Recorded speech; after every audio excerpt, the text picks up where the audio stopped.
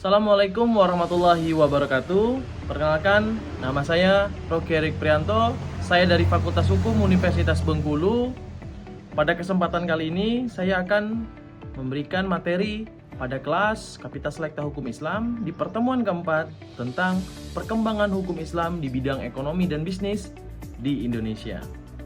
Baiklah, kita akan langsung lanjut ke kelas. Oke, Assalamualaikum warahmatullahi wabarakatuh. Waalaikumsalam warahmatullahi wabarakatuh. Gimana kabarnya teman-teman semua? Alhamdulillah. Sehat semua ya? Sehat. Nah, pada pertemuan hari ini kita pada mata kuliah Kapitas Lekta Islam di pertemuan keempat ya minggu ini kita akan membahas bab tentang apa sih? Tentang perkembangan hukum Islam di bidang ekonomi dan bisnis. Nah ini teman-teman semua di bagian hukum perdata dan bisnis semua kan? Iya. Data ekonomi dan bisnis sudah cocok ini. Coba kita lihat ya. Nah, sebelum kita mulai kelas ini, alangkah baiknya saya kasih pantun dulu, boleh nggak? Boleh. Sangat puas pada burung buta. Cakep. Ada domba sebanyak 8. Cakep. Pendidikan ibarat jembatan, jembatan menuju masa depan. Tenang dulu. Oke, pantun sudah. Terus coba kita mulai kelas hari ini dengan berdoa ya. Saya pimpin doanya, nanti teman-teman membaca doa dalam hati masing-masing ya, menurut kepercayaan dan agama masing-masing. Berdoa mulai.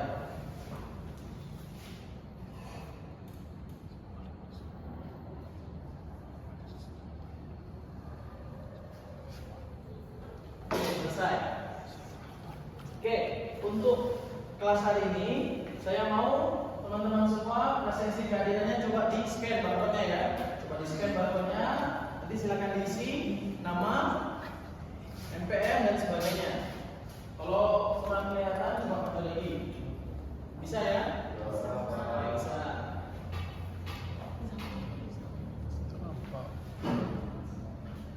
Saya kasih waktu 10 detik ya untuk scan-nya. Scan-nya saja 10 detik. Kalau isinya saya kasih waktu 1 menit ya.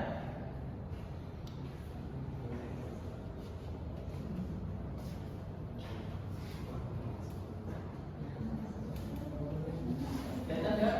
Bisa?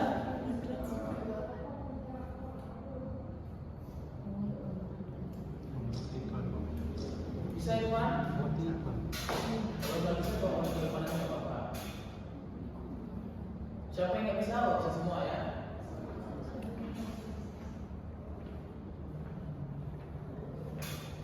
Silakan diisi presensi kehadirannya.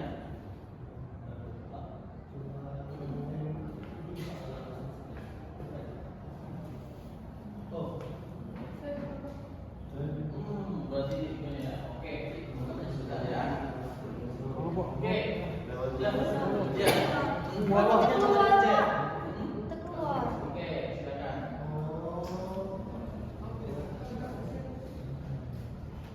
Ya, pada iklannya ya. Iya, Pak. Mulai nggak ada. Aku nggak satu.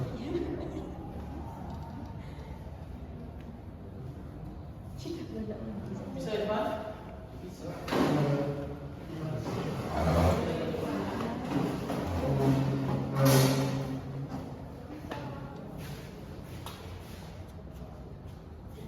Atau kan ada paku itu tulis.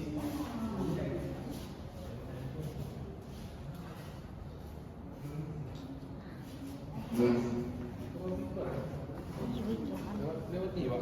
Iya, lewat sih.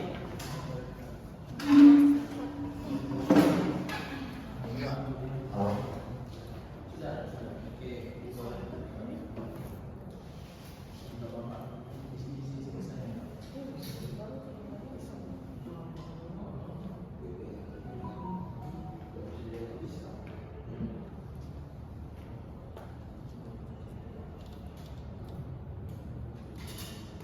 Oke, nggak apa-apa ya. Yang bisa aja. Yang nggak bisa ya nggak apa-apa. Oke, cukup ya. Baiklah, pada kelas Kapitas Lekta Hukum Islam kali ini, silakan diisi ya tadi barcode-nya yang saya hadirkan pada slide PowerPoint di depan. Sudah semua? Kalau sudah, itu kan akan terhubung langsung ke link yang ada pada Google Form ya. Silakan ditulis nama mahasiswanya, nama lengkap ya. Selanjutnya NPM, terus mata kuliah hari ini dituliskan, kemudian tulis tanggal, ada bulan, tanggal, dan tahun. Keterangannya hadir ya. Kalau saya perhatikan ini Komti ada jumlahnya 19 orang ya. Nih, saya perhatikan ini, oh lengkap semua. Baik. Silakan diisi ya, saya kasih waktu 20 detik. Silakan, jangan terlambat.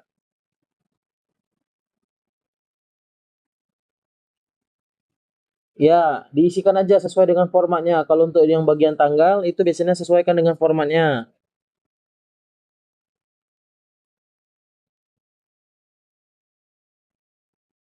Nah, ini sudah ada ya jawabannya ya. Sultan Anugrah Jakti, oke hadir. Orika Gamilia Lubis, hadir. Levia Rosiana, ada ya, oke. Anissa Trianggita, ya. Novita Rahmadani, ada hadir ya. Juwita Erlia Bustami, ya. Muhammad Kurnia Zaitama, ya. Maharani Sona Ayu, ada ya. Adevio Ervan Effendi, Gilang Jiwa Baihaki hadir ya.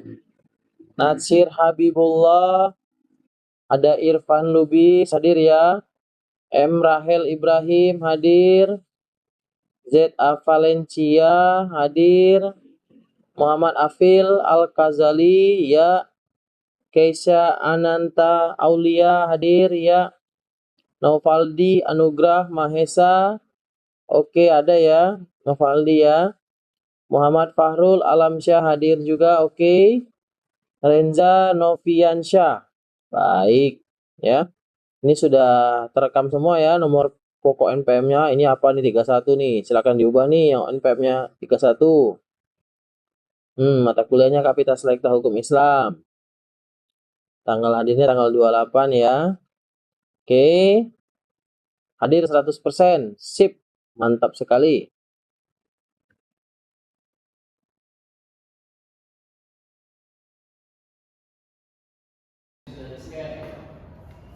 Jadi akhir kita akan adakan ini lagi ya, pakai presensi online. Oke. Bicara tentang hukum ekonomi, bicara tentang perekonomian bangsa, itu semuanya sudah diatur dalam konstitusi tertinggi UUD 45. Dalam UUD 45 dijelaskan bahwa sistem perekonomian itu disusun dan dikembangkan dalam pasal 33 UUD 45. Pada dasarnya kayak gini, pasal 33 ayat 3 UUD 45 bilang kekayaan bumi ya, yang ada di seluruh wilayah Indonesia, khususnya bumi, air, laut, udara, itu harus dikelola oleh bangsa Indonesia. Untuk apa? Untuk kepentingan rakyat Indonesia. Bicara tentang pasal 33 UUD 45 juga sudah disebutkan ya, dalam sila kelima, keadilan sosial bagi seluruh rakyat Indonesia. Jadi sistem perekonomian rakyat Indonesia itu harus mengedepankan keadilan sosial. Sederhana gini, kalau ada si A, dia punya nih banyak uang, ya, sejahtera nih, tapi si B itu kekurangan uang, maka si A harusnya memberikan bantuan kepada si B. Situlah prinsip Islam itu sebenarnya sudah sesuai dengan ajaran yang ada di sila kelima, dengan ajaran yang ada di pasal 33, gitu ya. Jadi nggak ada istilahnya itu dia kaya sendirian, tetangganya susah, makan susah, sekolah susah ya. Jadi sini secara filosofis cita-cita hukum ekonomi adalah menggagas dan menyiapkan hukum tentang kehidupan ekonomi. Kehidupan ekonomi yang seperti apa yang diinginkan? Ya, kehidupan ekonomi yang diinginkan ini adalah kehidupan yang berbangsa dan bernegara, rakyatnya memiliki kesejahteraan dan keadilan sosial yang tercantum dalam sila kelima. Bicara tentang sila kelima ini, masih ingat nggak apa simbol dari sila kelima? Apa simbol dari sila kelima? Padi dan kapas. Ya. mahasiswa hukum tapi Pancasila nggak tahu simbolnya. Coba simbol yang pertama apa? Bintang. Ya. Ada 5 sudutnya, ya kan? Simbol sila kedua rantai, saling mengikat satu sama lain. Seluruh rakyat Indonesia saling membantu, ya kan? Sila ketiga pohon beringin. Kenapa pohon beringin? Karena pohon beringin itu melindungi rakyat yang ada di bawahnya. Dibuatlah suasana yang teduh, suasana yang rindang, memberikan manfaat dari oksigen dan sebagainya. Sila keempat, kepala banteng. Kenapa harus banteng? Banteng itu melambangkan sebuah demokrasi, ya. Makanya ada itu kan, partai itu. Ya, banteng itu dia hidupnya berkelompok, berkoloni, dan setiap kelompoknya pasti satu pemimpin. Pemimpinnya dipilih dengan cara bermusyawarah. Itulah filosofi dari sila keempat. Sila kelima, kenapa harus padi dan kapas? Padi dan kapas merupakan kebutuhan pokok rakyat Indonesia. Kita makan nasi dari beras, berasal dari padi, ya kan?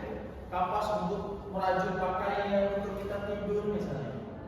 Jadi makanya keadilan sosial dalam hal untuk menciptakan kesejahteraan di bidang ekonomi, maka sila kelima simbolnya padi dan kapas. Bertolak dari cita-cita tersebut, kedepannya hukum ekonomi itu harus menunjukkan sikap yang akomodatif. Sikap yang akomodatif seperti apa? Perwujudan masyarakat yang adil dan makmur. Coba, kira-kira perwujudan masyarakat yang adil dan makmur ini bagaimana cara pemerintah untuk melakukannya atau penerapannya seperti apa? Coba, mbaknya namanya siapa mbak? Keisa. Siapa? Keisa. Keisha, oke, Keisha. Coba Keisha, kalau untuk nomor 1 ini, apa kira-kira kemenangan dari yang pemerintah lakukan ini untuk rakyatnya? Aku baca soalnya kacamatanya. Oh, nggak baca. Coba sebelahnya Keisha siapa? Kurnia. Kurnia, oke, Kurnia. Kurnia mega bukan?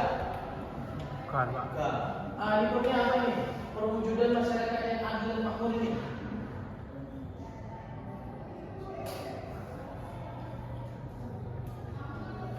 Bagaimana kira-kira negara mewujudkan masyarakat yang adil dan makmur itu bagaimana? Contoh nyatanya yang kamu tahu. Harus adil, Pak, tidak memandang jabatan. Tidak memandang orang lemah gitu, Pak. Jadi kalau yang ada jabatan, ada masalah misalnya kan, itu pasti dilindungi sama pejabat-pejabat banyak ini memang. Kalau masyarakat biasa, kalau ada masalah pasti langsung diproses. Masih begitu ya? Iya, seharusnya kan adil. Oke. Kalau yang makmurnya ini gimana nih? Menciptakan masyarakat yang makmur itu gimana? Apa langkah yang pemerintah lakukan sebaiknya? Atau mungkin sudah terjadi di lapangan? Menyediakan lapangan pekerjaan. Tapi banyak berita yang mengatakan bahwa lapangan pekerjaan semakin sedikit, tapi pengangguran semakin meningkat. Jadi yang salah siapa? Pemerintah. Siapa nama kamu? Reza. Oke Reza, coba. Yang salah itu siapa? Pemerintah atau penganggurannya yang salah? Persyaratan kerjanya yang terlalu ini, Pak. Hah? Persyaratan kerjanya yang terlalu rumit. Terlalu rumit. Kayak fresh graduate tapi harus punya pengalaman kerja minimal 1 tahun. Oke. Terus minimal umur tinggi kayak gitu kan. Semua diperhatikan ya. Oke. Berarti selain daripada lowongan kerjanya yang sedikit, terus persyaratannya semakin rumit gitu ya. Kalau menurut saya selain daripada itu ada lagi nih poin-poin lain, ya kan? Kenapa sih kemakmuran di Indonesia itu sangat sulit untuk diraih, sangat sulit untuk dicapai oleh masyarakat kita? Karena pola pikir anak-anak muda zaman sekarang kalau saya perhatikan tuh manja. Itu, manjanya di mana? Saya punya teman ya, pengalaman aja nih. Ki, ada lowongan kerja nggak kira-kira? Ada, saya bilang. Waktu itu kebetulan saya baru lulus S1 ya. Apa Ki? Lumayan, duitnya lumayan, kerjanya santai, kita freelance santai, apa itu? Jadi driver ojol, waktu itu Grab, belum ada vaksin. Ah, malu aku, masa S1 ngojol katanya gitu kan. Saya bilang lah, kenapa harus malu? Saya 100.000 itu udah fix positif di tangan sehari, saya bilang. Udah dipotong duit makan, duit bensin, duit jajan dan lain-lain. 100.000 sehari, kalau 1 bulan berapa? 3 juta. Kalah kartu dulu, saya bilang.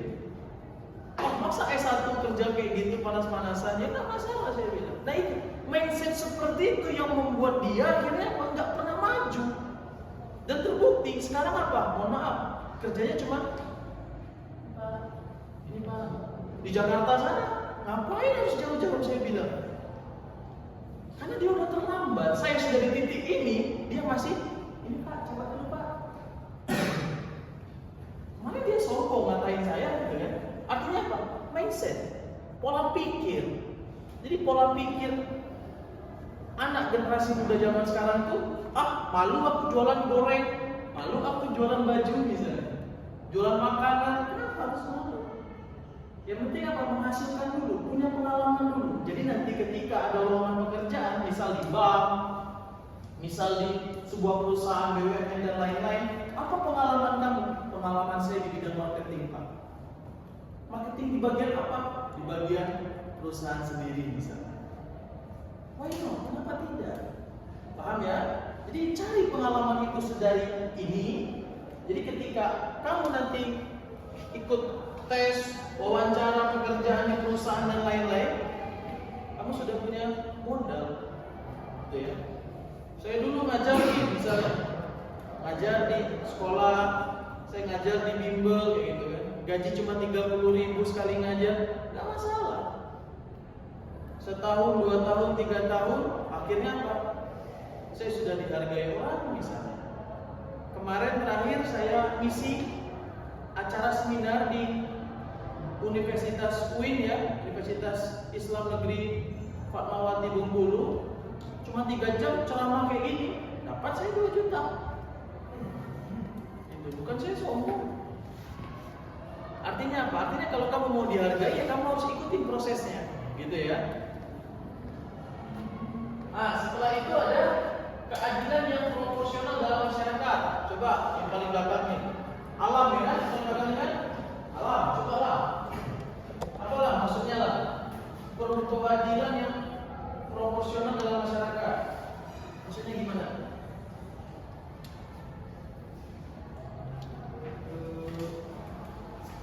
Seperti meningkatkan transparansi dan akuntabilitas. Apa kira-kira yang perlu dilakukan langkah konkretnya oleh pemerintah sehingga terciptanya keadilan yang proporsional dalam masyarakat?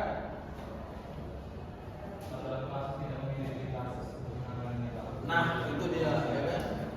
Terkadang apa? Ada oknum-oknum aparat ini yang pilih kasih. Oh, dia ini anak pejabat, harus kita proses. Dia ini anak si ini, dia harus kita proses, gitu kan? Nah, itu jangan sampai terjadi ya.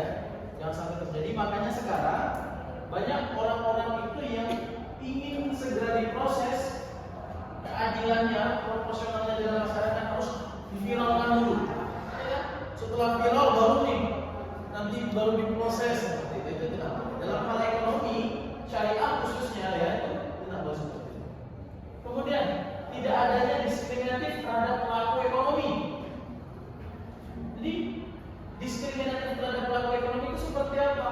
Oh, si A nih agama A, agama mayoritas, harusnya dia itu diberikan modal, diberikan tempat, diberikan fasilitas. Oh, enggak kayak gitu. Harus adil. Tidak ada diskriminatif. Mau agama A, agama B, agama C, suku A, suku B, suku C, budaya A, budaya B, budaya C, semua sama.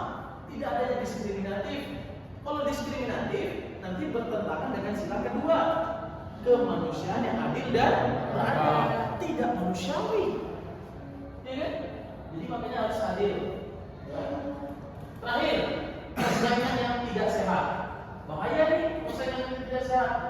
Makanya harus adanya persaingan yang sehat ya.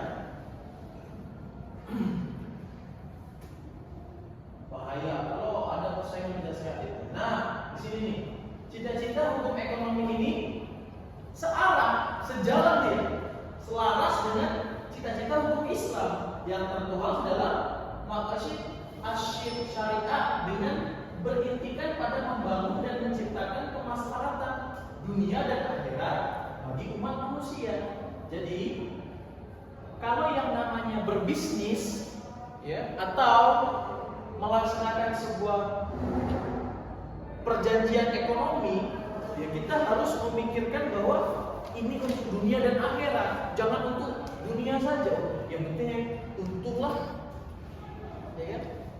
Nih kasus yang lagi rame ya kan, apa itu? Pertamina, petinggi Pertamina 7 orang ditangkap, merugikan negara sampai 193,7 triliun. Coba bayangkan. Selama ini kita ditipu bahwa kita membeli Pertamax itu ternyata setara dengan mahal 90 atau Pertalite. Saya tertipu. Bertahun-tahun saya beli Pertamax cuma untuk tidak antri doang berarti. Iya kan? Bicara itu berdosa. Demi Allah berdosa. Kalau kita tidak ridho itu berdosa ya. Satu negara loh ditipu sama petinggi Pertamina itu kan. Harusnya tidak seperti itu, harusnya mereka itu memikirkan bagaimana kemaslahatan dunia dan akhirat. Disitulah kurangnya kesadaran seorang manusia kalau dia tidak mengerti. Ya, taunya duit, dunia, begitu kan. Cita-cita hukum Islam dalam bidang ekonomi juga terlihat dalam konsep tentang aktivitas ekonomi. Terdiri atas 2 ajaran, prinsip saling at-tawa'un, membantu dan saling kerjasama antara anggota masyarakat untuk kebaikan. Misal, ini bilang sama teman, bilang sama siapa sebenarnya? Siapa? Afil. Nah, bilang sama Afil, misalnya ada bisnis nih. Gilang ini punya perkebunan kopi di Bupayang. Afil ini seorang pengusaha coffee shop di Kota Bengkulu. Nah, dalam hal ini kalian tuh harus saling membantu dan harus saling kerjasama. Jangan mentang-mentang Afil ini orang kota kan, bilangnya orang desa. Tolong bilang di sini kopi kok pada murah, kamu jualnya mahal. Padahal kopi lebih mahal bisa. Di petani sekarang itu saya tahu di Kepayang itu 1 kilonya berapa? 60.000. Itu di petani. Bagaimana di kota? Bagaimana di tingkat pengusaha kayak gitu kan, per kilo kan berapa coba? Harusnya kan lebih dari itu, tapi si Afil misalnya dia bilang, wah enggak, di sini kopi murah-murah kayak gitu kan. Nah jadi nggak boleh seperti itu, harusnya kita itu harus saling bekerja sama, harus saling membantu ya. Tolong bilang, saya lagi butuh nih kopi 1 kuintal misalnya, tapi sudah dalam bentuk bubuk ya, tolong dong kayak gini. Jadi akan saling membantu. Bila kalau kamu sudah jadi dalam hal ini ya, selain membantu dan saling bekerja sama dalam hal kebaikan, seorang pebisnis itu harus menghindari terinfeksi bisnis di mana di dalamnya terjadi unsur penipuan yang akhirnya merugikan. Penipuannya bagaimana? Misalnya siapa tadi namanya? Afil lah. Afil bilang paketnya Gilang ini belum sampai-sampai, padahal udah sampai. Kalau belum sampai saya nggak mau nih transfer. Orang-barang yang nggak ada, padahal udah di rumahnya. Itu kan namanya unsur penipuan dan itu diharamkan oleh agama Islam. Syariah, hukum ekonomi syariah di Indonesia ya, khususnya di dunia dalam hal ini hukum Islam itu melarang yang namanya penipuan, merugikan salah satu pihak. Dalam hal ekonomi juga seperti itu. Ingat tadi, dunia dan akhirat harus diperhatikan. Oke lah, saudara di dunia untung nih, untung saya distribusi itu. Tapi di akhirat nanti jangan harap semua perlakuan ya, sikap kita setiap menitnya itu ada pertimbangan. Jadi jangan sembarangan. Oke, sampai sini ada pertanyaan enggak? Silakan. Oke, nama kamu siapa? Nama saya Muhammad Khalid Ibrahim, Pak. Siapa? Muhammad Khalid Ibrahim. Panggilannya? Ya. L. Wah, L dulu kan. Oke L, silakan L. Jadi izin bertanya, Pak. Ya. Sejauh mana sih hukum Islam dalam mempengaruhi aktivitas ekonomi dan transaksi bisnis di Indonesia? Oke, sejauh mana sih hukum ekonomi atau hukum Islam itu mempengaruhi hukum ekonomi dan bisnis di Indonesia? Nah itu nanti ada di belakang ya, di slide selanjutnya bicara tentang sejarahnya, bagaimana perkembangannya, itu kita materi hari ini. Oke, kita masuk ke sini ya, nanti akan terjawab dengan adanya slide ini ya, ya. Jadi masuknya unsur Islam atau ekonomi syariah dalam cita-cita hukum ekonomi di Indonesia bukan berarti mengarahkan ekonomi nasional itu ke arah ideologi agama tertentu. Mentang-mentang kita bahas tentang hukum ekonomi Islam, apakah hukum ekonomi di negara ini harus sesuai dengan agama Islam? No, bukan seperti itu. Bukan berubah ideologi bangsa, bukan. Bukan mentang-mentang agama Islam adalah mayoritas harusnya hukum Islam ini enggak kayak gitu. Ingat kita ada satu negara Pancasila, ketuhanan yang maha. Dari dulu para pendiri bangsa kita itu sudah memikirkan matang-matang bahwa semua agama itu sama, semua keyakinan itu sama, kayak gitu kan. Jadi jangan berpikir bahwa ini kan bicara tentang hukum ekonomi Islam ini berarti harus hukum Islam yang kita terapkan di Indonesia, kayak gitu ya. Jadi di sini diceritakan bahwa selaras dengan hukum cita-cita ekonomi nasional, tetapi dikarenakan ekonomi syariah itu sudah hidup lama dan berkembang tidak hanya di Indonesia tapi juga di dunia. Oke, sejauh mana sih mempengaruhi ya hukum Islam di bidang ekonomi Indonesia? Sangat berpengaruh. Nah, nanti di sejarahnya dibilang bahwa di Indonesia tahun berapa telah dikeluarkannya undang-undang ini. Ya. Sederhananya gini, saya kasih kisi-kisinya ya. Kalau ada sengketa khususnya di bidang ekonomi Islam, itu diselesaikannya di pengadilan mana? Di mana? Atau di mana diselesaikannya, lembaga?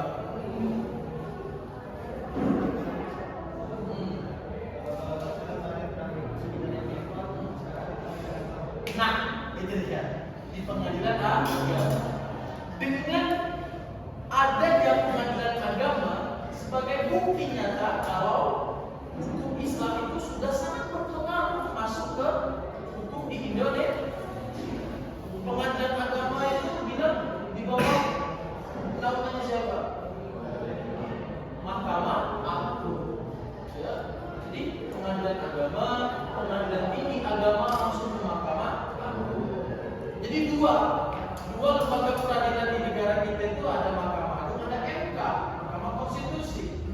Nah MK ini ngurusin pasal 24C UUD 45, pembubaran partai politik, menyelesaikan sengketa hasil pemilu, sengketa antar lembaga negara, ya, dan sengketa ketika ingin mengajukan gugatan atas sebuah undang-undang terhadap UUD 45. Nah kalau Mahkamah Agung ada banyak tuh, ada pengadilan negeri, pengadilan tinggi, pengadilan tata usaha negara, pengadilan agama, ya kan semua boleh. Oke, kita lanjut lagi. Menurut Prof. Jimli, dalam perspektif konstitusi ekonomi, kita tidak perlu terjebak dalam diskusi mengenai ideologi ekonomi. Itu urusan nanti. Ekonomi syariah keberadaannya mempunyai landasan yang kuat, baik secara formal syar'i maupun formal konstitusi. Formal syar'i maksudnya apa? Ada dalam Al-Quran. Formal konstitusi ada dalam pasal 33 UUD 45. Begitu ya. Pada tataran praktis, keberadaan lembaga-lembaga keuangan syariah sekarang ini menunjukkan bahwa adanya perkembangan yang semakin pesat. Apa perkembangan yang semakin pesat itu? Hal ini sudah sejalan dengan semakin meningkatnya kesadaran besar umat Islam untuk melaksanakan Islam secara kafah. Perkembangan ini tentu memberikan harapan bagi para pelaku usaha untuk menjalankan bisnis yang tidak hanya berorientasi pada keuntungan semata, tetapi juga sesuai dengan spirit hukum syariah yang menjanjikan pemenuhan kebutuhan batinnya. Jadi nanti teman-teman di sini kalau sudah lulus atau mungkin dari sekarang sudah punya jiwa-jiwa berbisnis, jiwa-jiwa ekonomi untuk berbisnis, ya nggak masalah. Tapi yang perlu diperhatikan apa? Harus untuk kepentingan, jangan untuk kepentingan material saja. Yang penting saling menguntungkan, saling membantu dan sebagainya. Contohnya saya, ini sudah ngambil akad pilihan KPU semua belum? Ini diambil ya, atau mungkin ada yang belum, nggak apa-apa. Jadi kenapa kalian itu diberikan mata kuliah kewirausahaan? Agar kalian nanti setelah lulus sarjana, setelah S1 nanti setelah wisuda dan sebagainya, kalian buka pikirannya. Oh, dulu saya waktu kuliah kewirausahaan dengan Pak Rocky misalnya, saya diberikan inovasi nih bahwa kalau mau buka usaha itu harus berani, jangan takut dulu, pantang mundur gitu. Itu harus memang. Gak ada orang yang baru jualan langsung rame, itu gak ada. Ya, kecuali dia bapaknya itu terkenal. Coba kalau Cipung yang jualan, rame itu nanti yang beli. Iya kan? Mau dijualnya di seharga 500.000 dibeli sama orang. Yang penting foto sama Cipung. Iya kan? Tapi kalau orang tua atau mungkin kita bukan dari keluarga siapa-siapa, tak masalah. Jual aja dulu. Saya dulu, misalnya ya jualan komen, jualan powerbank, jualan pulsa, semua saya jual. Jadi ketika saya lulus kemarin, saya sudah punya jiwa bisnis.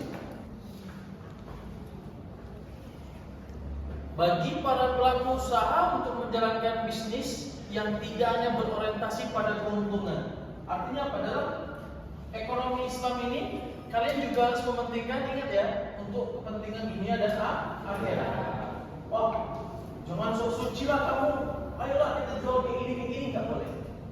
Misalnya mau jualan bensin nih, yang harusnya 1 liter itu full, tapi kamu kurang-kurangin dikit, cukuplah 900 mili.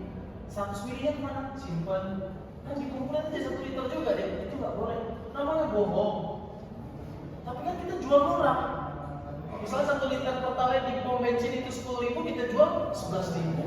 Orang-orang jual 12.000, tapi kamu bohong, bukan 1 liter itu. Ya kan, itu tidak baik. Justru malah yang lebih baik kayak gini. Jual 1 liter yang murni, full 1 liter 1.000 mili, tapi kamu jualnya agak tinggi, misal 12.500. Tapi kamu jujur, kamu nggak maksa. Ya, ini dalam hukum ekonomi Islam pun asal sama-sama ridho, tidak ada paksaan, tidak ada unsur penipuan, baiklah, nggak masalah. Kecuali kalau jualnya 25.000 seliter, itu namanya mengambil untung. Mentang-mentang kamu jual di tengah hutan, jangan. Ya. Ambil untung boleh, tapi yang masuk akal. Karena Islam pun tidak menyukai orang-orang yang haji mumpung nih, jual mahal deh. No, nggak boleh kayak gitu. Ingat, kalau dia nggak ridho memberikan uangnya, maka nggak baik. Ya nggak berkah rezeki itu nanti. Oke, di sini sudah mungkin ada yang punya jiwa ekonomi itu sudah mulai berbisnis. Saya Pak jual baju, saya Pak jual makanan misalnya. Ada nggak? Ada. Kamu jual apa? Enggak. Kamu udah mulai jualan ya. Saya dulu waktu masih mahasiswa kayak kalian jualan pulsa saya. Akhirnya bantu dia banyak hutang. Serba salah jual pulsa dulu ya. Dia beli pulsanya 5.000. Ditagih, kita malu, nggak ditagih itu di modal, gitu ya. Serba salah. Jadi ya itulah namanya dunia bisnis ya. Harus buka tembok, bukan lagi. Makanya saya tuh kalau prinsipnya buka bisnis atau jualan sesuatu, ada uang, ada barang. Nggak mau saya uangnya nanti. Masa kamu nggak percaya sama saya? Bodoh amat, ya kan? Gitu. Karena nanti ujung-ujungnya apa? Merugi kita. Sistem yang baik jual beli itu ada uang, ada barang. Sama-sama ridho, sama-sama barangnya bisa dicek, sama-sama nyata, sama-sama diuntungkan. Monggo silakan. Ya. Nah di sini keterikatan pelaku bisnis pada ketentuan hukum syariat yang berlaku akan memberikan jalan kebenaran sekaligus batasan larangan. Jadi ada larangan-larangan tertentu yang membatasi terjadinya sistem jual beli menurut syariat Islam, sehingga mampu membedakan di antara halal dan haram. Ya, tadi saya bilang jual bensin 1 liter 1000 ml, tapi dikurangin jadi 800 ml. Pak, ini Pak saya jual bensin seliter Pak, harganya murah, cukup 10.500 misalnya. Tapi kamu bohong, itu nggak boleh, haram hukumnya. Lebih baik jujur, Pak, saya jual ini 10.500, tapi nggak sampai 1 liter Pak, nggak apa-apa Pak, oh nggak apa-apa deh. Itu nggak apa-apa. Yang penting sama-sama ridho, sama-sama jujur, sama-sama ikhlas. Ya. Atau misalnya siapa? Sona, oke, Sona misalnya bilang, Pak, saya punya sebuah ayam nih, ya. Ayam ini saya mau jual ke Bapak, misalnya cukup 40.000 aja Pak. Loh, kok murah? Ayamnya gemuk kok 40.000 murah? Karena ayamnya kami suntik kemarin Pak. Kan jujur, iya kan? Gak apa-apa. Suntik untuk merangsang pertumbuhan badannya biar cepat besar Pak. Tapi aman kok Pak, saya jamin. Karena selama ini saya juga makan ayam ini Pak. Juga yang saya suntik ini bukan obat-obatan gak jelas Pak, tapi obat-obatan memang sudah ada izinnya, misalnya dari BPOM dan lain-lain. Nah itu kan menunjukkan sosok pedagang yang jujur, ya, kayak gitu. Karena itu pengembangan hukum bisnis syariah merupakan alternatif baru yang bertujuan selain untuk memberikan petunjuk bagaimana cari keuntungan yang halal bagi pelaku bisnis, juga untuk mencari keridhaan ilahi. Nah sekarang zaman sudah canggih. Kalau misalnya kalian malu untuk berjualan secara langsung, buatlah sebuah produk, atau misalnya kalian beli produk dari tempat lain, kalian jual lagi melalui sosial media. Di Facebook bisa ada marketplace, ada Shopee, ada Tokopedia, sekarang sudah kerjasama dengan TikTok, iya kan? Sudah bisa semua. Bahkan sekarang sudah bisa menjual di YouTube. Kalau udah punya akun YouTube tuh, nanti di situ di bawahnya ada iklan lihat produk, iya kan? Semua sudah ada. Pak saya nggak pede Pak jualan menjajakan barang saya, nggak masalah, jual di online. Gratis kok, nggak bayar kok tokonya. Asalkan kita bisa buat konten kita ramai, banyak penontonnya, kita jual kan semakin bagus nanti. Ya. Kayak konten kreatornya Bobon itu kan, Bobon itu kan awalnya terkenal karena apa? Ya, karena halnya aneh-aneh kan, makan sendal lah kayak Dede itu juga kan, makan sendal, makan apa kayak gitu, makan ban kemarin kan. Pernah nonton Dede itu nggak kamu? Nggak pernah. Bego Pak. Ya kan? Terus kemarin Bobon itu saya lihat kemarin di YouTube pakai pasta gigi penuh badannya di pinggir pantai, wah hampir mati saya. Saking kedinginan, panasan karena panasnya menyengat. Nah, itu kan biar rame kayak gitu misalnya. Setelah dia rame, dia buat konten apapun akan rame. Karena orang udah tahu, oh si Bobon gitu. Ya. Dede Indro dulu pas awal-awal buat konten nyari-nyari ular gitu kan di hutan, saya pikir masih kalah hebat sama Panji ini, ya kan? Masih kalah dia sama Panji gitu kan? Tapi sekarang subscribernya ngalahin si Panji juga. Siapa yang kenal Dede Indro coba? Cuma makan sendal dia kan, makan yang aneh-aneh gitu. Harumnya katanya, matangnya gitu. Cuma konten makan doang di hutan atau di sawah kayak gitu. Dia sekarang jualan apapun pasti laku, karena udah banyak penontonnya, udah banyak yang tahu dengan dia gitu ya. Nah itu. Yang penting apa? Produk yang kalian jual itu harus tidak merugikan orang lain, harus mendapatkan keuntungan, sama-sama untung ya. Untuk juga mencari keridhaan ilahi. Oke, sampai sini ada yang mau tanyakan enggak? Coba kamu Mas. Kamu pernah nggak jualan? Pasti pernah jualan kan? Gak mungkin nggak pernah jualan. Jualan apa? Jual HP misalnya. Pak, saya punya HP lama yang nggak terpakai, saya jual Pak di Facebook misalnya. Atau apa yang pernah kamu jual? Jual baju. Baju apa itu? Oke. Yang kata orang itu ya, yang masih like new bukan? Baju saya masih like new nih bro. Silakan beli bro misalnya gitu kan. Pernah kamu jual banyak atau sedikit atau cuma beberapa item? Hanya beberapa.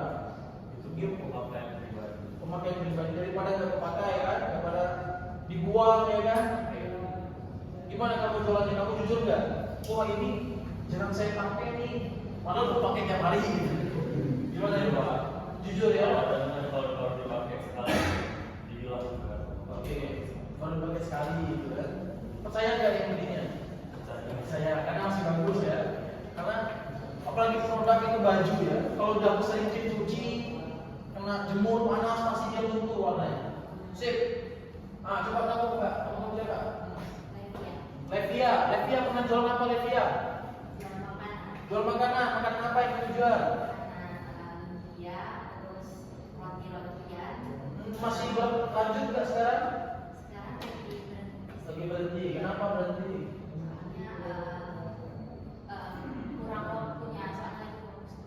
Oke. Berarti kemarin nggak kuliah kamu ya? Oh, gimana kamu jualnya? Kamu jujur nggak dengan para penjual apa pembelinya? Jujur. Ya, yang penting jujur ya. Untung kamu ambil untung besar apa enggak? Untuk mau besar mau kecil nggak apa-apa, yang penting jujur. Itu yang pertama. Yang kedua apa? Ridho. Yang belinya ridho, yang jual ridho. Yang ketiga apa? Jangan hanya untuk kepentingan dunia. Ya, pasti kita bisa akhirat bahwa saya jualan ini uangnya untuk membantu orang tua saya, uangnya untuk biaya adik saya sekolah, itu tuh akhirat. Baik loh membantu saudara, membantu keluarga yang dalam hal ekonomi. Jangan cuma bisa poya-poya. Bisi poya. Don't play bos. Gak tahu kamu ya? Dengan TikTok ya. Tahu ya kan? Jadi gitu ya. Oke, kamu Mbak ya, namanya siapa? Siapa? Novita pernah jual apa Novita? Gak pernah dalam hidup menjual sesuatu. Jual HP bekas misalnya. Jadi HP bekas itu kamu buang aja gitu. Wah, orang kaya ini. Saya kadang heran sama orang. Misal nih, ini HP lama ya, dia beli baru nih. HP lama ini udah simpan aja di kamar. Saya bilang ini bisa jadi duit loh, ini cuma loh saya bilang. Walaupun cuma aku misal 1.500.000, cuma 500.000 atau bahkan yang HP lah butuh ini nanti mana bisa dijual? Sini aku jual ini. Kau udah berapa? Aku kasih kak. Misal dia minta 500.000 ya, saya jual 700. Nego 6,5 atau 600 saya lepas. Dapat saya 100.000. Cuma dengan modal posting di Facebook. Untung nggak saya? Teman saya ridho, yang beli juga ridho. Itu bisnis dalam Islam. Yang penting nggak bohong kita. Bro, saya akan kasih kamu 100.000 apa 500.000, tapi kalau ada lebihnya untuk saya ya, nggak apa-apa bro. Justru malah saya terima kasih daripada HP ini nggak terpakai. Ya sudah sini saya jual. Itu pernah saya lakukan. Waktu itu saya jual PS misalnya. Bro, berapa kau jual PS kamu? Saya jual 500.000. Oke, saya jualin. Tapi lebih dari uang penjualan untuk saya ya, silahkan. Nah itu yang saya lakukan dulu waktu zaman mahasiswa. Tapi apa yang saya jual terus jujur. Orangnya bilang, bagaimana ini bro? Apa yang rusak? Sticknya pak, ini analognya agak geser gitu. Tombol ininya pak agak goyang. Kabelnya ini pak agak robek sedikit tapi masih bisa dipakai. Itu jujur ya penting. Akhirnya saya beli dari teman 500.000, saya jual 700. Untung 200 saya. Dari teman saya dikasih memori, saya kasih kaset gamenya misalnya. Untung gak saya? Untung. Ya kan? Yang penting apa? Kita nggak bohong. Kecuali kita bilang, oh ini PS-nya masih bagus ini pak. Padahal udah rusak. Dipakai setengah jam dia udah mati sendiri. Itu bohong. Haram itu, dilarang oleh agama, nggak boleh. Gitu ya. Oke, sebelah kita pernah jual apa? Belum pernah. Ya Tuhan. Gak pernah jual apa-apa. Dalam hidup sekali aja gitu, jual es itu gak pernah. Oke, kamu jual apa mas? Es krim. Oke, itu produk kamu sendiri atau kamu buat sendiri atau gimana? Itu kayak PO. Oke, sistem PO ya. Kayak gitu kan. Yang penting jujur, sama-sama ridho, ya kan? Misal kamu beli berapa, kamu jual berapa? Beli sekitar 200. Itu ukuran jual ke sekitar 200. Nah, ya kan? Ini masih dikit untungnya. Kalau saya nggak mau. Tapi 200 saya jual 300 kayak gitu. Capek saya harus dihitung, waktu saya harus dihitung, belum lagi bensin dan sebagainya. Tapi nggak apa-apa ya, sistemnya sendiri-sendiri gitu. Dan yang penting apa? Sama-sama ridho, sama-sama tidak ada unsur paksaan, sama-sama tidak ada unsur penipuan. Oke, silakan. Halalnya suatu bisnis itu dilihat dari sistem berbisnisnya saja atau dilihat juga dari objek bisnisnya. Ya, objek bisnisnya juga harus diperhatikan. Hukum Islam ya, mengatur juga yang diperjualbelikan itu jangan sesuatu yang tidak boleh. Misalnya jual beli narkoba. Pak, saya jual beli narkoba, tapi kami jujur Pak, apakah itu halal? No, itu haram. Ya, itu haram. Karena agama Islam apakah memperbolehkan narkoba? Tidak, begitu kan? Apakah boleh Pak kalau misalnya saya jual miras? Tapi saya jujur Pak, saya ridho Pak, kami sama-sama ridho yang jual dan beli ini. Kami nggak pernah berbohong, kami sama-sama menguntungkan. Bagaimana menurut hukum Islam? Haram, nggak boleh, nggak boleh. Gitu ya. Jadi juga diperhatikan objek yang diperjualbelikan juga diperhatikan. Bagaimana Pak kalau misalnya saya jual beli orang, tambah haram?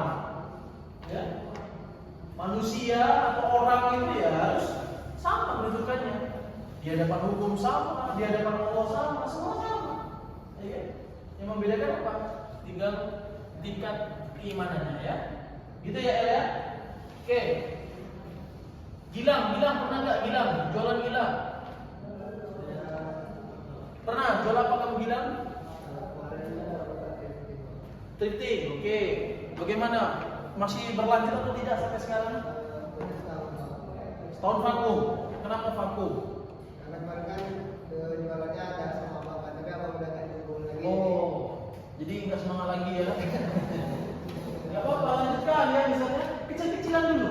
Jadi kalau mau jualan atau mau berbisnis ya dalam ekonomi, hukum ekonomi itu bukan berarti kalian harus menjual dengan wah toko yang besar, modal yang besar. No, saya juga dulu buka usaha, saya punya bimbel ya. Di bimbel saya itu dulu ya, bahkan ruang tamunya itu pakai tikar doang, cuma tikar, buku lesehan di bawah. Ya, saya pertama-tama beli busnya dulu, beli meja, beli papan tulis, udah itu dulu. Yang penting-penting dulu, kipas satu gitu. Terus lagi beli lagi, ada keuntungan beli lagi, ada keuntungan beli lagi, gitu terus. Jadi jangan langsung boom, langsung udah ada AC, langsung udah ada ini, pelan-pelan aja, buyur-buyur aja. Kamu misalnya berjualan nih, hari ini laku 1 pieces jadi laku, besok laku 2 pieces jadi laku, besok 3 laku jadi laku. Yang penting lanjut berterus-terusan. Nanti orang banyak kenal sama kamu, Gilang, banyak orang percaya sama kamu. Wah, kalau mau beli thrifting sama Gilang nih teman saya, di mana rumahnya? Misalnya rumahnya di Kampung Bali, bagus tuh produk-produknya, murah-murah, kan terkenal. Gitu ya. Bahkan siswa saya dari bimbel itu ada yang dari Buku, Kau, Curug, Lebo, semua ada. Ada yang pernah dari jauh, dari Papua ada, sama dari Pulau Enggano. Yang dari Enggano sekarang sudah PNS di Seluma. Kenapa? Karena tadi sudah dikenal banyak orang.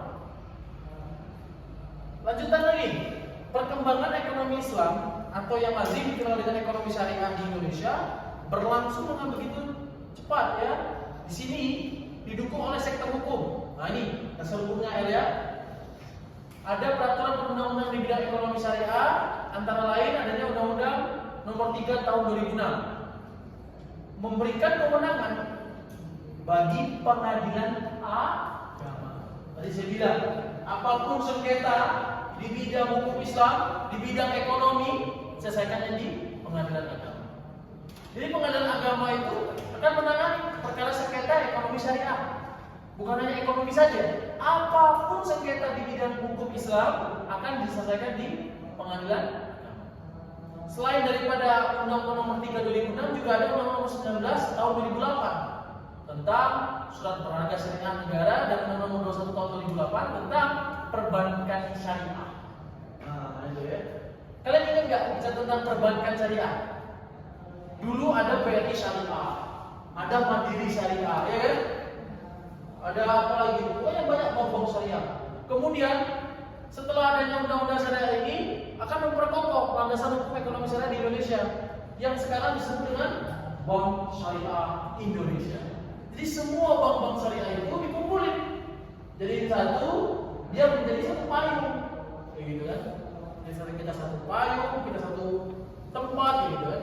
Jadi biar apa? Biar seragam.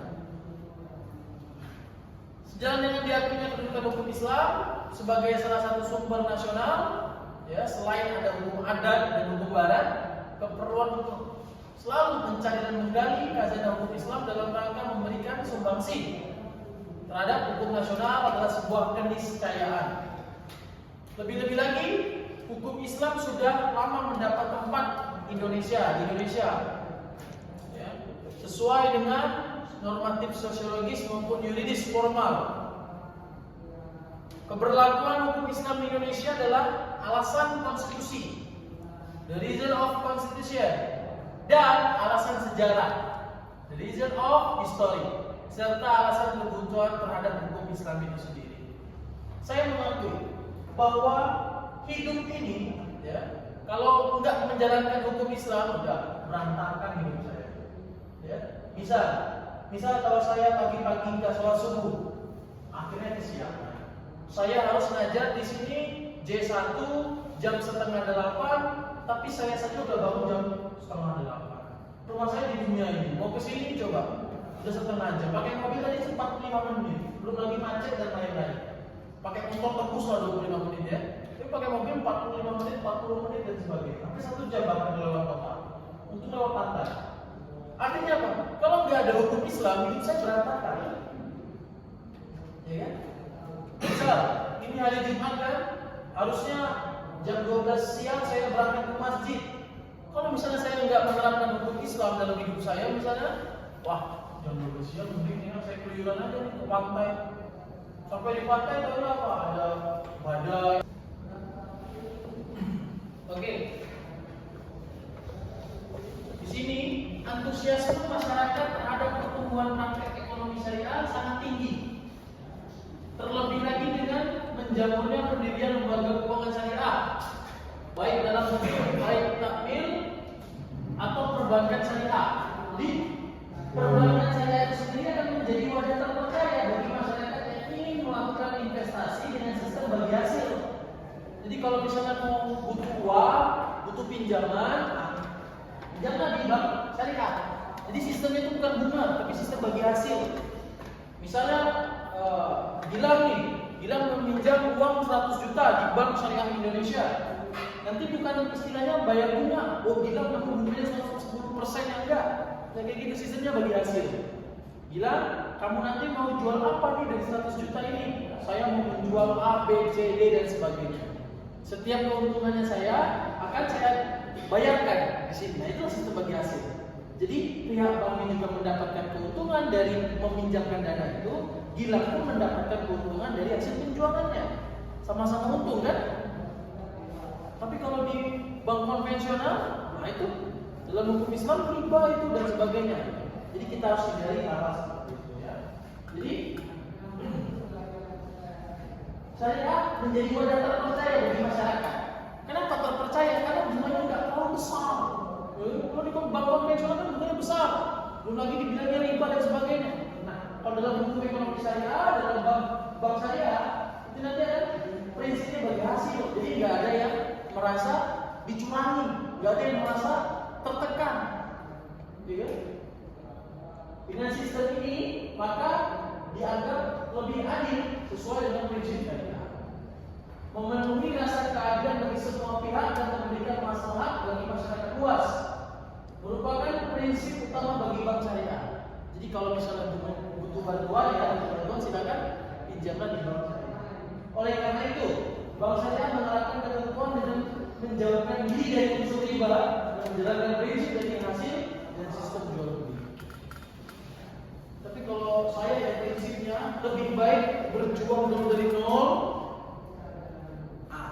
baru kita buka secara besar daripada kita mulai dari udah besar nih.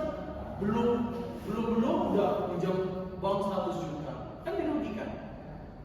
Iya kalau jalan usahanya, kalau enggak bagaimana membayarkan cicilannya ini kan rugi kita gitu ya. Nah ini ini kita ada games ya. Coba di scan barcode-nya.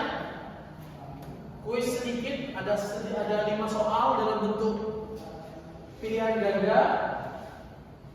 Kuisis ya. Coba. Kalau sudah, kita lihat gamesnya.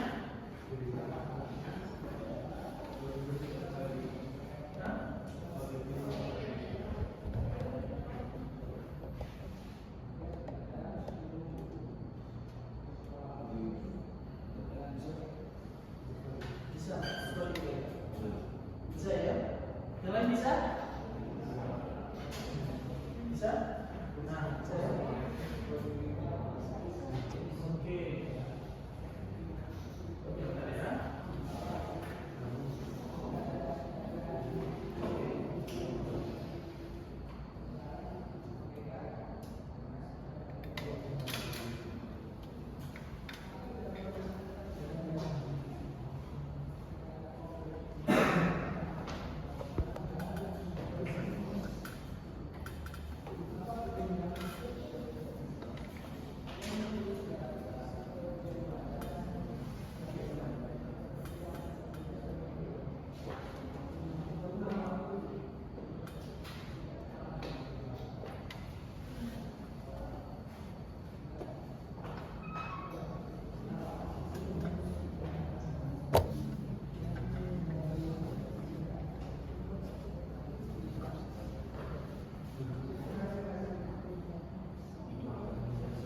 Bisa ya dia?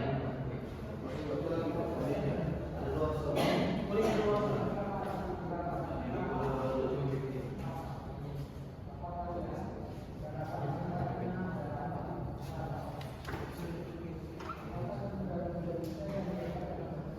Wifi itu tidak jalan.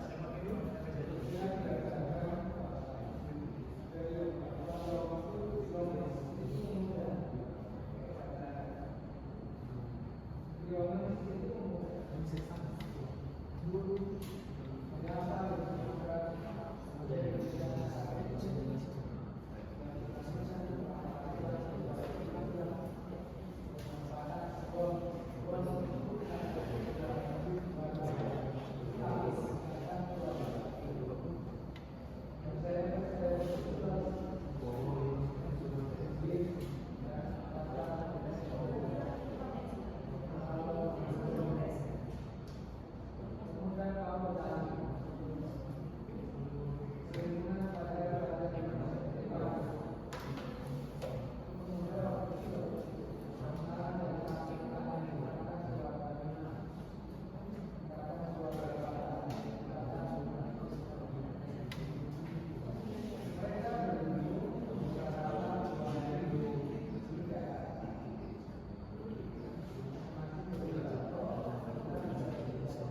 Coba perhatikan. Boleh masukkan model yang baru. Gila, coba gila, masukkan model yang baru.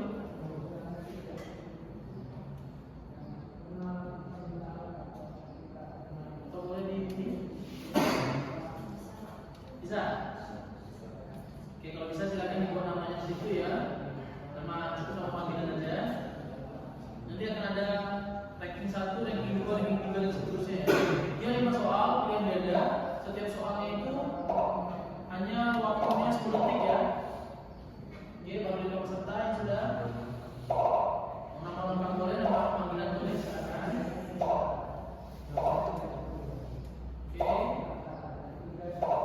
Oke, sudah 12. Berapa orang di sini? Oke, 13.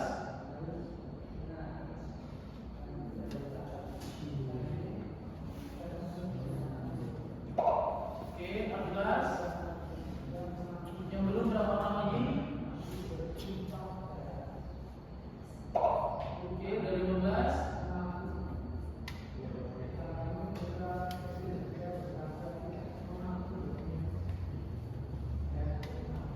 Kita sudah. Ayo, ikut kita, ada kuis.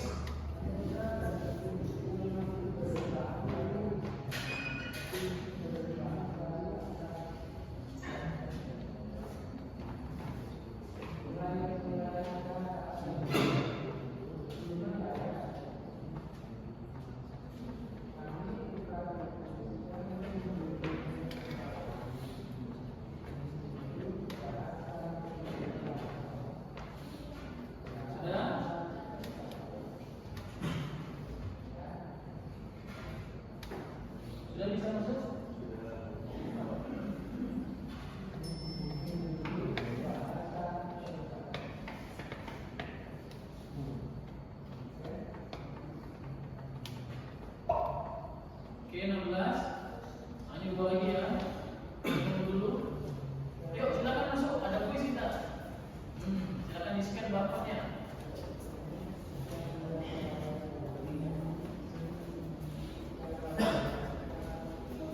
Pertanyaan-pertanyaan sederhana ya. Bikin nama panggilannya dulu. Di sini ada Muhammad Mufil, ada Levia, ada ada Adevio, Oke, Adevio ya. Valencia, Sona, oke, Sona. Anisata, oke, Anisata. Reza, oke, Reza. Sultan, oke, kemarin ya. Juwita, oke. Farul Alamsyah, Wahdi. Orika Zamilia Lubis, oke. Irfan, oke. Novita, oke, sudah ya. Sudah mulai ya? Oke. Ya, ada di HP kalian.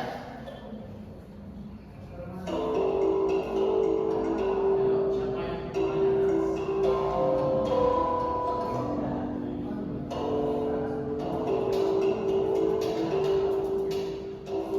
yang satu soal 10 detik ya. Satu soal 10 detik.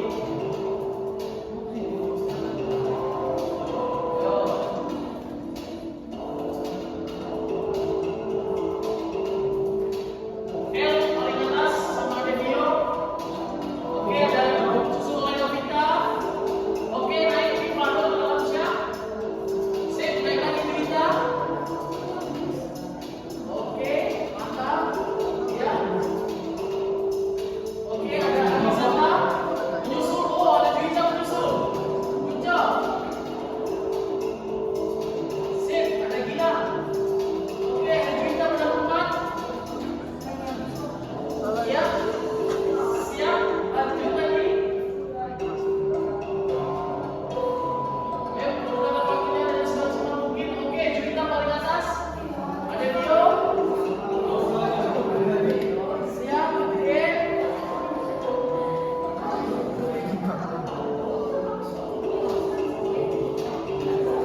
Ayo, soalnya gampang gitu loh. Oke, ada Alamsyah, menyusul Gilang.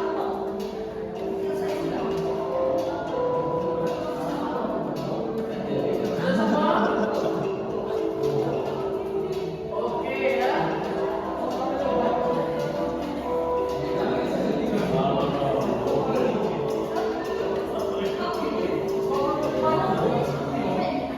Gimana tadi? Soalnya nggak soalnya.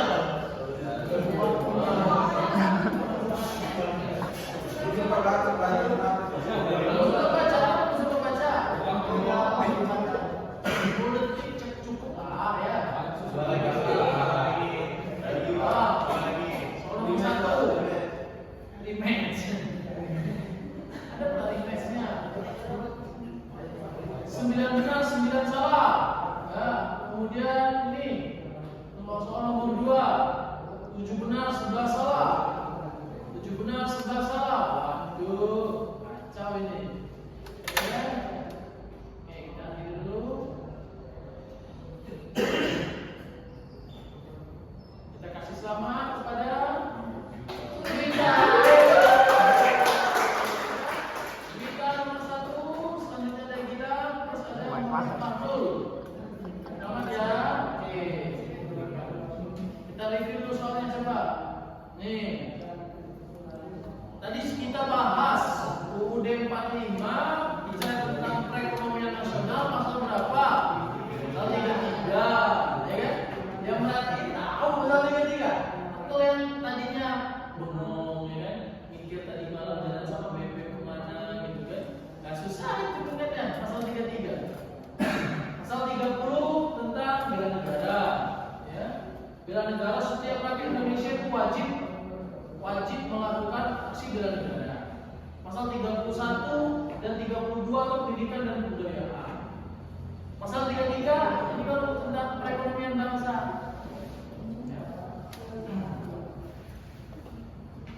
Apa yang dimaksud dengan fikih muamalah dalam konteks hukum Islam di bidang ekonomi? Hukum yang mengatur hubungan sosial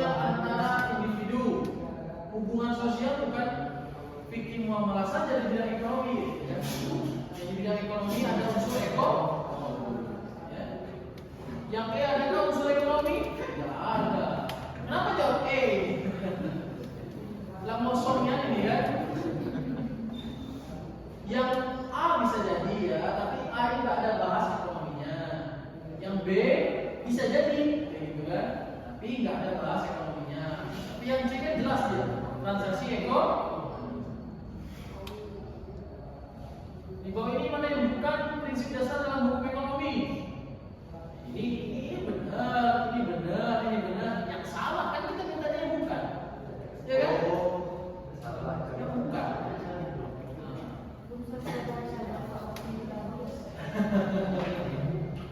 Cepatan waktunya. Oke. Next time ya, di pertemuan selanjutnya saya kasih soal baru. Waktunya saya kasih tambahan lagi. Kita rematch. Oke, kemudian apa tujuan utama dari penerapan sistem bagi hasil? Ada yang menjawab meningkatkan keuntungan secara tepat. Ingat, tidak boleh dunia saja, tapi harus dunia dan akhirat. Pak, saya menjawab menghindari transaksi yang haram. Itu benar, tapi tidak sepenuhnya benar. Ya kan? Karena kan selain daripada menghindari transaksi haram, proses yang kita lakukan itu juga harus halal. Ya, halal dalam artian apa? Tidak ada penipuan, ya kan? Tidak ada unsur merugikan. Di situ maksudnya. Kemudian yang C, menjamin adanya bunga tetap. Lah, hukum Islam kan pernah membahas tentang bunga. Riba itu bunga. Tidak ada. Jelas. Dalam hal ini, sistem bagi hasil itu tujuan utamanya mengurangi resiko kerugian antara pihak yang apa resiko dari pihak yang terlibat. Jangan sampai ada unsur penipuan kayak tadi misalnya bilang mau jual kopi sama temannya gitu kan. Jangan sampai ada unsur kerugian. Kopi sudah sampai, tapi uang belum ditransfer. Itu kan namanya kerugian. Selanjutnya, di sini apa dampak penerapan sistem ekonomi Islam terhadap masyarakat? Dampaknya yang D, meningkatkan ketimpangan antara golongan kaya dan miskin. No, Islam tidak menyukai itu. Ya, masa Islam ingin meningkatkan golongan itu, meningkatkan ketergantungan pada bantuan pemerintah? No, nggak ada kayak gitu. Mengurangi peluang terjadinya sekelompok orang yang melakukan kecurangan, ya. Mengurangi kesenjangan sosial. Gimana soalnya? Susah atau gampang? Tapi ya, kalau soalnya gampang, waktunya dibuat lama ya satu semua nanti. Gitu. Jadi memang untuk melatih fokus kalian ya. Oke, sampai sini apakah ada pertanyaan enggak?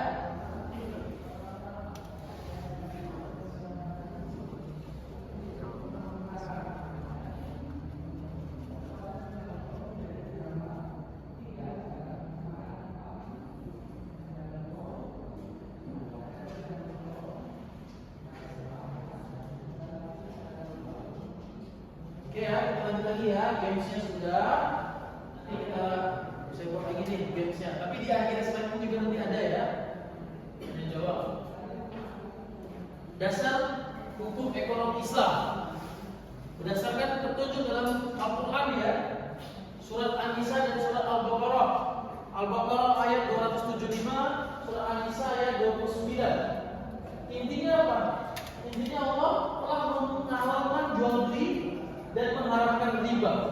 Jadi dimusuhi riba itu, ya, dimusuhi oleh Allah. Jadi kalau kalian mau mendapatkan ridho Allah, jauh-jauh dari riba. Ya, Pak, bagaimana Pak? Kalau saya butuh pinjaman dana, kalau nggak ngembang bagaimana ya? Tadi langkah akhir ya berpihak ke bank syariah Indonesia, BSI ya.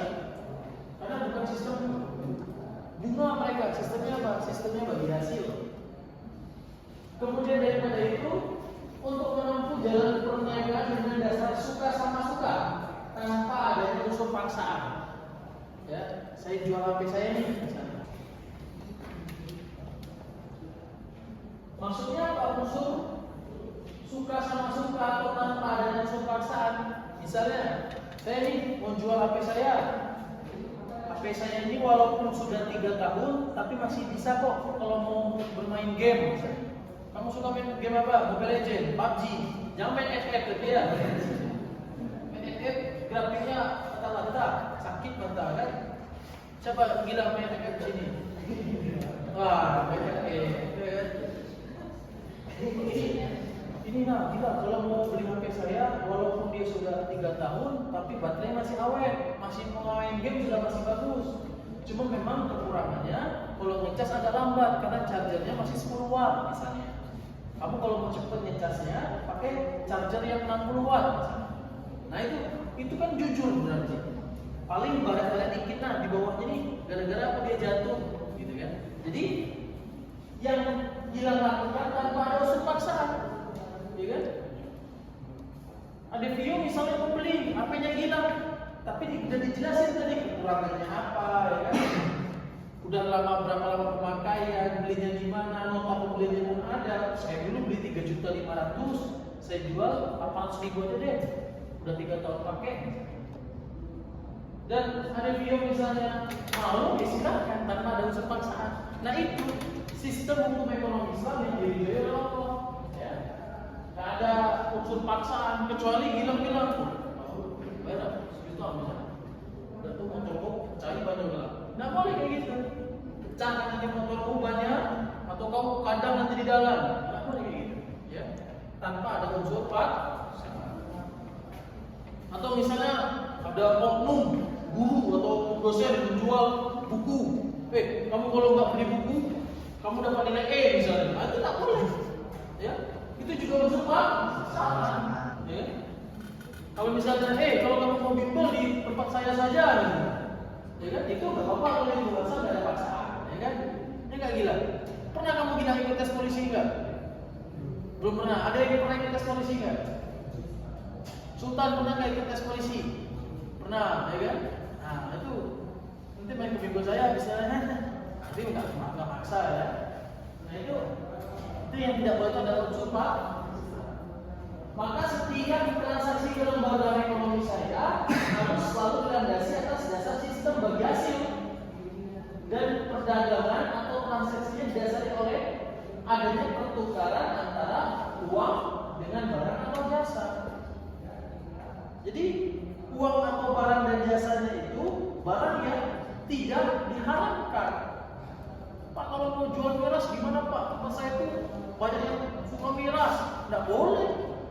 Berarti Anda sudah mendukung perbuatan itu. Pak, kalau misalnya saya mau jual anak orang Pak, nggak boleh. Itu haram. Gitu kan? Jasa Pak, saya mau jual jasa. Jasanya apa? Jasa jadi pacar sewaan Pak, nggak boleh. Ya. Cuma nawarin dia aja Pak, temenin dia ke pai kondangan, nggak boleh.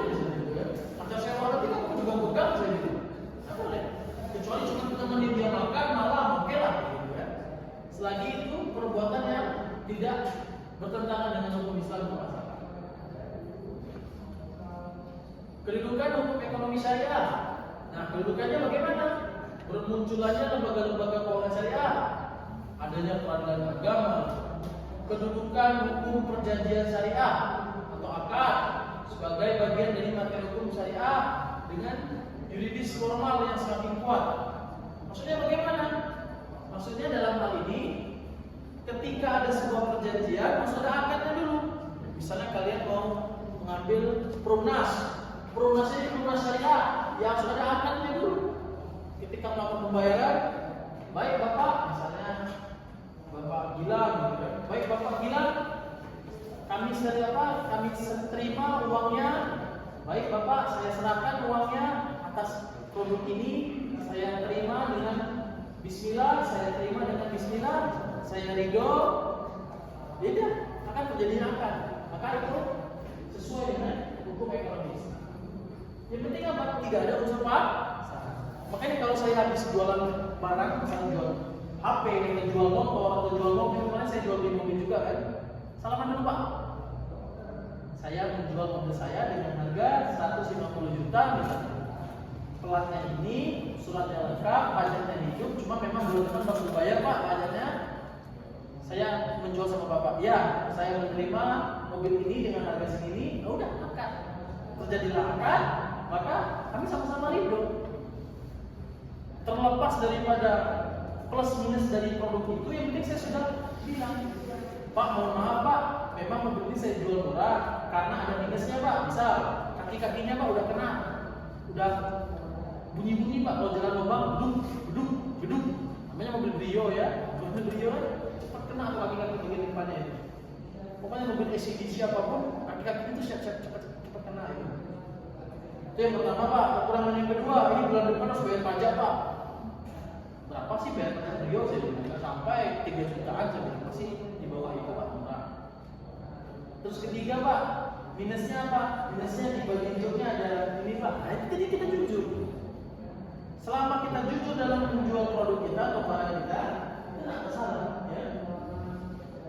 Selanjutnya, selama ini wewenang untuk menangani perselisihan atau sengketa dalam bidang ekonomi syariah diselesaikan di pengadilan negeri. Nah, selama ini sebelum ada pengadilan agama, semua sengketa yang notabene itu adalah bukan wewenang mereka, tapi diselesaikan di situ karena tidak ada pengadilan agama. Jadi ekonomi syariah itu diselesaikan di pengadilan negeri. Nggak bisa seperti itu. Makanya harus diselesaikan di pengadilan agama. Ya, makanya ada undang-undang yang membentuk pengadilan agama tadi ya. Nah, ini Undang-Undang Nomor 3 Tahun 2006 tentang pembentukan wewenang pengadilan agama. Nah ini wewenang pengadilan agama. Apa saja sih wewenang pengadilan agama di Indonesia? Sebelum jauh-jauh ke pengadilan agama di Indonesia, pengadilan agama dulu di mana letaknya? Yaitu pengadilan tinggi agama ya. Pengadilan agama di mana?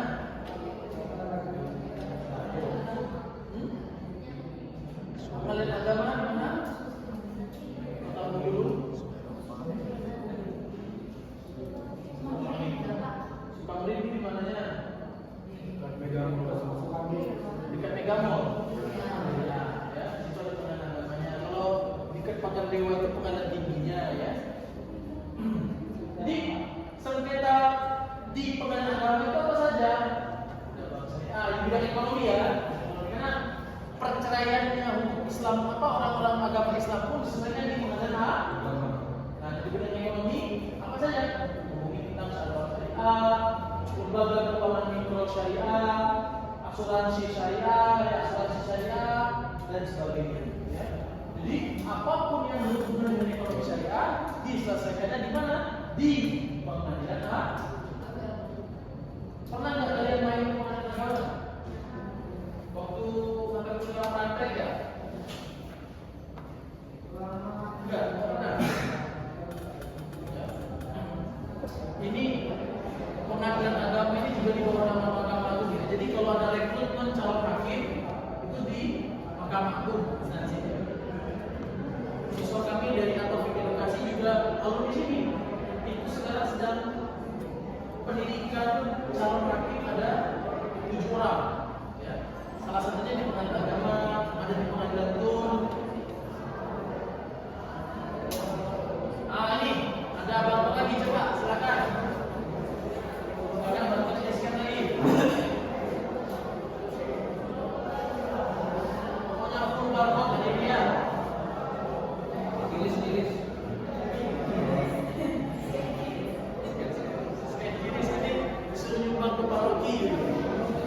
Boleh, namanya kuning ya. Coba mana? Saya komen.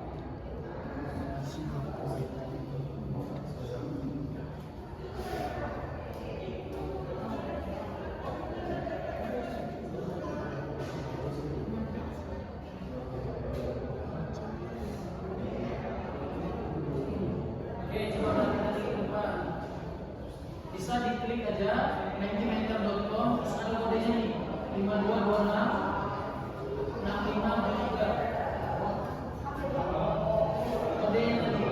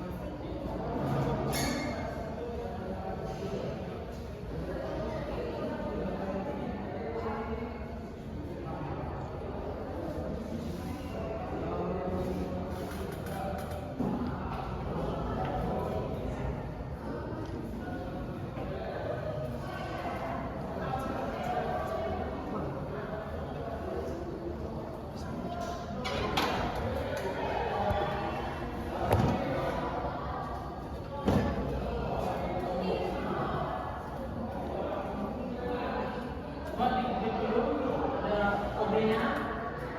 Bisa nggak?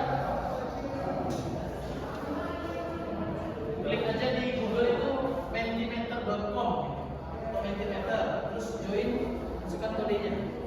Sudah?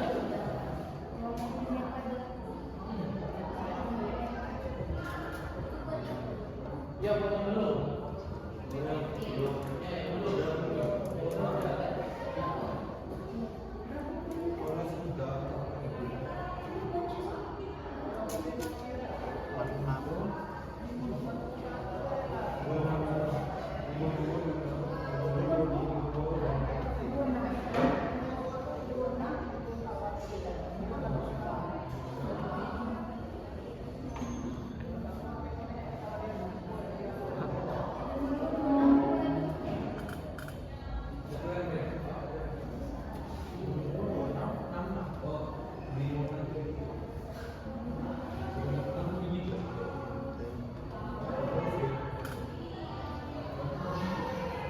Tuh, ada yang menjawab mantap.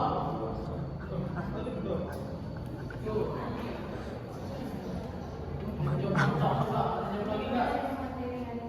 Satu responnya nih.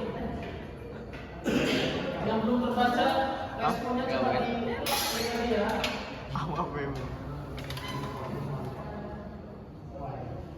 Coba siapa yang mantap itu?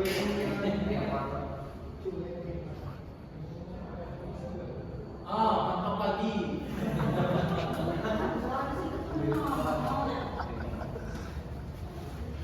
Coba Irfan, Irfan. Komen Irfan, coba Irfan. Komen Irfan, bisa nggak komen? Oh, udah, Pak. Oh sudah. Mantap loh. Bisa nggak?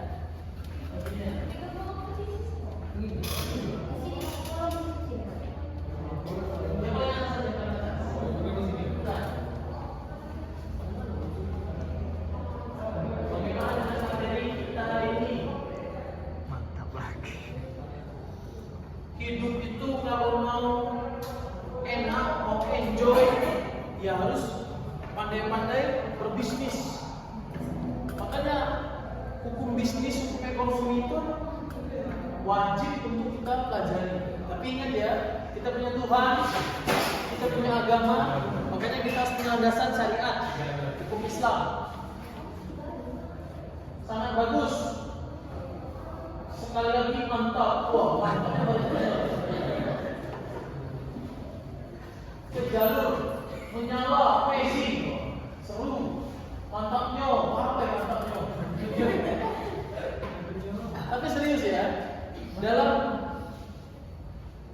kehidupan yang nyata, nanti ketika kalian lulus dari kuliah ini, kalian akan merasa, aduh, saya belum megang duit, aduh, saya belum ada pekerjaan, aduh, calon istri saya mau ngajak nikah, saya belum ada uang.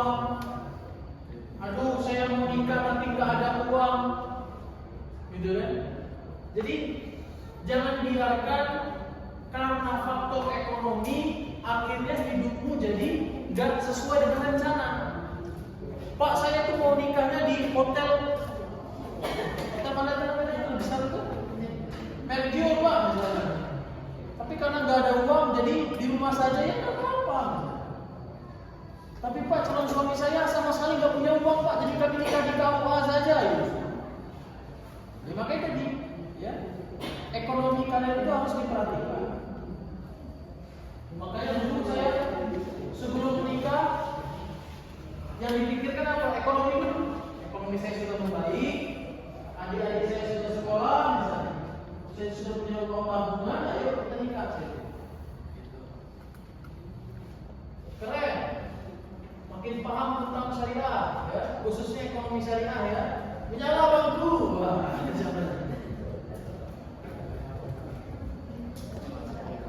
luar biasa, Allahu Akbar, walillahil hamd. Takbir. Mau ngajak demo, ACC Pak. Kuis lagi Pak. Dede Inun mantap yo. Korban Dede Inun ini. Jadi ya, saya nggak ada bicara umum kosong enggak. Yakin sama saya, kalian nanti dalam dunia yang nyata setelah kalian lulus nanti dari kampus, apa? Direspus lagi dong Pak. Takbir, bermanfaat banget, amazing. Unun-unun ikan lele, apa unun-unun? Ketikanya salah. Ikan lele, mantan lele.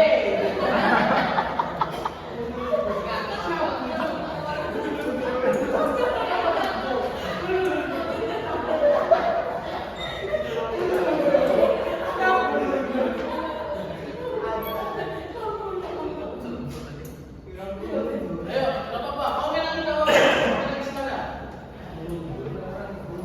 Terserah mau main apa. Ya. Jadi biar kalian gak kantuk di kelas ini.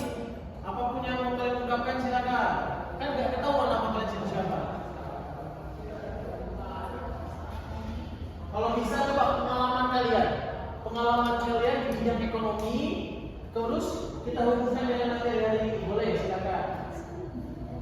Bismillah nilai A, wah gampang itu kalau A. Kalau yang penting ikutin omongan saya dan omongan Mas Irma gitu kan. Buat tugas, ujian. Keren, seru. Kelas King, apa ya kelas King? Ini kelas C1 ini. Kelas boy. Bentar lagi masuk lagi. Siapa masuk lagi? Hah? Masuk lagi.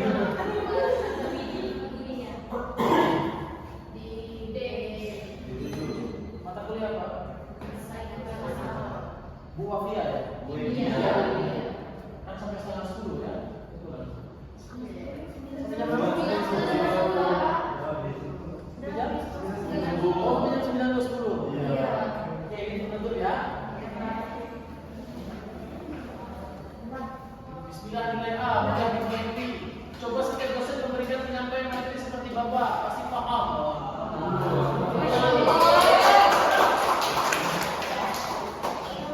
Memang sistem pembelajaran interaktif seperti ini sangat dibutuhkan ya. Biar kalian nggak bosan, biar kalian terbantu. Jadi biar kita sama-sama tahu apa yang ingin kalian sampaikan. Sangat bagus dan masuk. Afi, kalau salah mulai. Ada salah. Adakah 100? Mantap bro. Ya, gitu aja ya mungkin ya. Next time kita lanjutkan lagi kuisnya, kita lanjutkan lagi pendidikannya. Bagaimana pendapat kalian hari ini, materi kalian kita bahas hari ini. Semoga bermanfaat. Apapun yang ingin kita diskusikan ya, misalnya nanti tentang materi atau tentang bimbingan skripsi dan lain-lain, bisa hubungi saya atau WA saya. Saya akhiri pertemuan pada pagi hari ini. Apabila kesalahan